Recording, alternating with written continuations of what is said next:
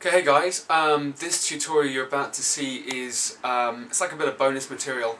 The corset that we've been going through recently has been, it's kind of like the finished result of everything that I've kind of done, and as I said before, I've done lots of tutorials on corsetry but I never actually posted them. Well, what you're about to see is like an outtake from one of those tutorials. I mean, all the available information's there, it's you know, it's great, so I figured you could probably just watch that instead of me having to remake it.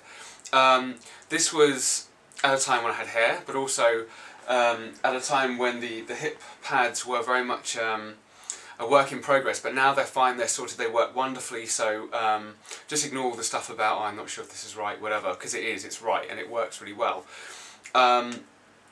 Also, this is kind of like bonus content because this actually shows you how to make your own hip pads. So for example, you have a corset at home which is a wonderful fit, whatever else.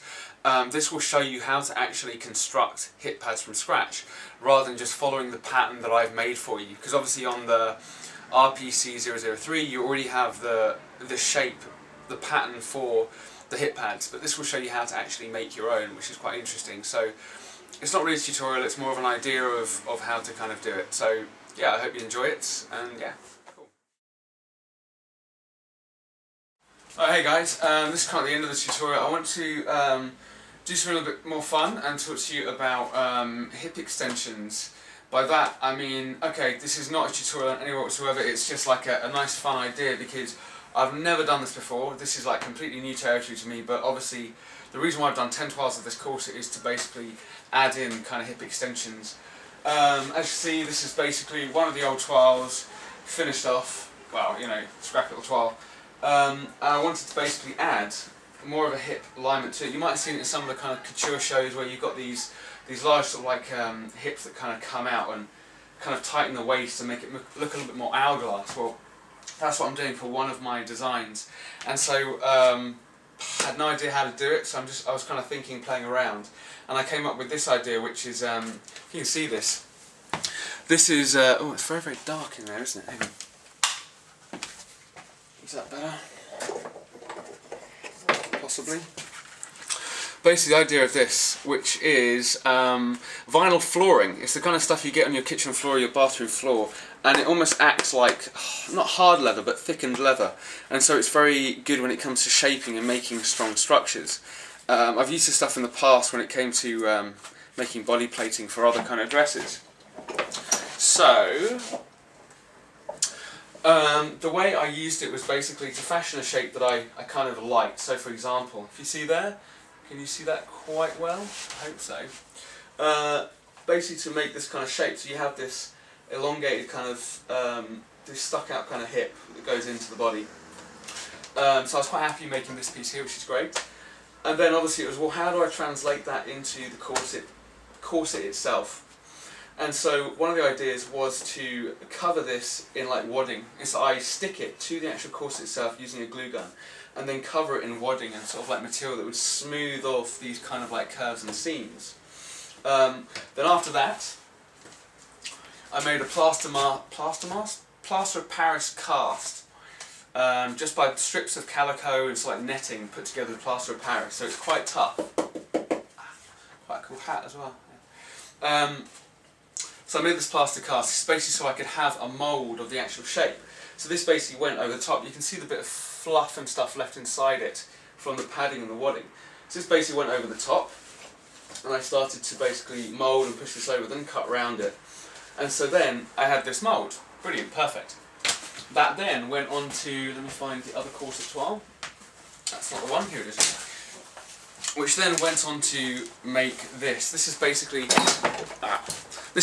the inside of that. If you see, it just fits over the top very, very nicely. That was the inside of it. That's basically exactly the same thing. It's just plaster of Paris and netting, though this one's somewhat thinner. And then obviously this was this was obviously the second corset, and so I basically stuck this to the outside of it on the one side, which was, let's say, the hip.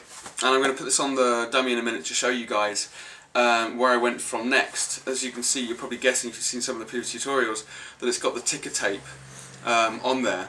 and I'll show you exactly how I made the second part of this pattern that would work with this corset. Right, so basically then, the mould, which you saw before, was then translated into this. In other words, I filled this with plaster of Paris, this mould with plaster of Paris, and then I basically lined it with the netting and the sort of like the calico to build that inside piece and make it quite fine. So then it would then comfortably sit on this hip. It's basically making a stronger, smoother version of this that kind of fits the shape of the body. And obviously I cleaned it off and made it nice and smooth. So obviously now, and I've only done it on one side, there's no point doing another side because I just mirror it. So I've done it on one side, also I couldn't get it exactly the same on this side as well. So obviously now I've got my ticker tape. Now if you've seen the tutorials from the first kind of corset tutorials, you'll see that I use ticker tape on the mannequin to basically build corset shapes. In other words, all these lines that you see on here are literally made from using ticker tape on the body to make pattern pieces. So if you're unfamiliar what the hell I'm talking about, go back to that first tutorial on corsetry and you'll understand it. So now I have my, let's say I'm using this original corset as my underlayer, okay? And this is where this goes back to what I've just been talking about, or the corset I've just been working on with that tutorial. I have my underlayer, which is this pattern, this entire pattern here, okay, which has the smoothed off soft hips that basically will fit to the girl's body. Then I have my second piece. Now note, I've taken this seam line here and I basically used the ticker tape as a continuation of that seam. So in other words, I have these two pattern pieces already. So basically, all I need to do is continue this pattern piece into this shape here, which goes all the way down.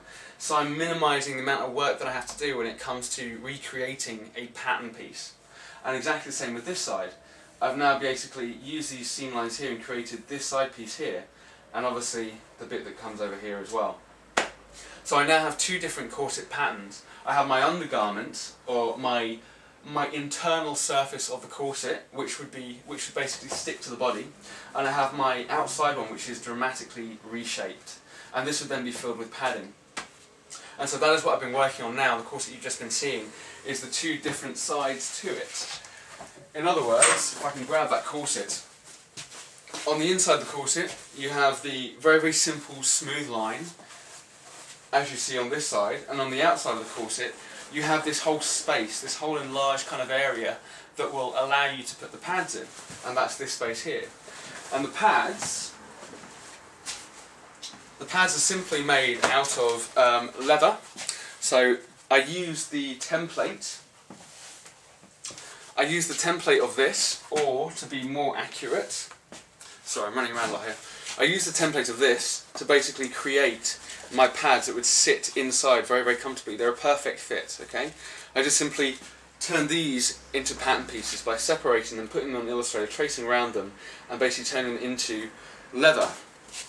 And then obviously padded it on the inside with lots and lots of foam. The leather basically gives it a nice, smooth, strong surface, and the inside is a nice padded, soft place so that when it goes on the hip, let's say, it's comfortable, it doesn't press too much, and it gives, okay? And that's basically the idea. Also, it's been stitched at the bottom very, very finely. That is to ensure that it doesn't create a bulkiness at the actual bottom of the corset. I don't know if all this is just me talking random weird stuff, but it seems to be working quite well. So the corset I've been working on with you guys just in the last little tutorials is basically the final stage in this whole process. That's when I put these pads into that corset and see what it looks like. So it's very, very exciting. Never done this before. Hopefully this is a technique that works. If it doesn't work, I'm going to have to scratch it and go back to the original idea, which is just a basic, plain, simple kind of waist and hip line. I hope that makes some kind of sense. As I said, it's not a tutorial, it's just a bit of fun. You can always try and play around with it. If you have better ideas or you know of a better technique, please, post it or say something about it, because I haven't got a bloody clue what I'm doing. Okay, so this is the finished result when it comes to the kind of toile. As you can see, it's now got the hip pads in. I'm relatively happy with it. I don't know yet what it looks like on an actual model. I know what the... Hello, Brian. It's my cat, Brian. Sorry. I know what the original looks like on a model, which was great, worked brilliantly. I haven't actually seen this one on yet. Obviously, this is all gaping because this is a hard state mannequin, and this would basically force the chest up and out. So this is why this isn't working around here, that's fine. But in terms of the waist and the hips, I'm actually quite happy. Alright, this needs to be moved across a bit, but let's go and put it on properly. I am getting rippling here though, which is a real pain in the ass. I'm a bit upset about that. I'm wondering whether it is due to the fact that it's on a hard case mannequin and it's trying to move it but it can't. Of course it's trying to move the mannequin but it can't. Or whether I have a problem there. I might have to reduce this area here by a little amount, but we'll see when it goes on the girl what it actually looks like. Next thing I have to do is actually just add in the crotch line and obviously finish off this edge here. But so far, you know, I'm really happy with it. I think it's going well. The shape looks nice. Yeah, if only it was a bit smoother, but it's good. So that's kind of the end of that tutorial of 2 bits of material put together, sandwiched together, and then line stitched down for boning channels, boning fed into it, then finished off with that kind of edge. Okay, simple. Yeah, guess I'll have to do another tutorial soon about something else.